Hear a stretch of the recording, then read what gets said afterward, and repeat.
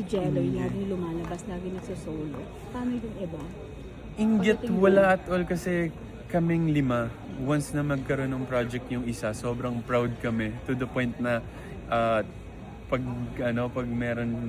merong sariling project like si Aki or si Jello, pinapanood pa namin together yung mga teaser or yung mga episodes, tapos inaasar pa namin sila.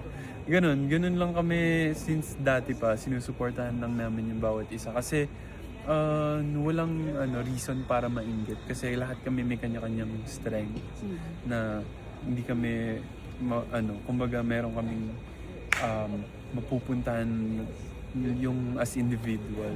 Yeah, speaking of suportahan, nakita rin namin yung parang support din ng SB19 sa inyo. Yung Fresh yes. ba, yung dance. Actually, nung nag-dunk performance, nanood sila sa set namin. And kami, actually, pinanood din namin yung buong performance nila sa Japan.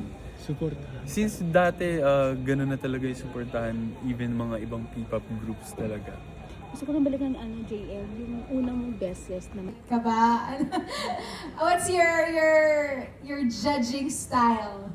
Siguro yung magiging style ko as a judge, gusto ko ipakita sa kanila. Gusto ko ma-share yung kung ano yung na-experience ko before, kung ano yung mga routine ko bago sumalang, like paano mawala yung kaba, yung takot, and sa pagpili din ng mga songs. And gusto ko sabihin sa kanila na maging totoo lang sila sa sarili nila.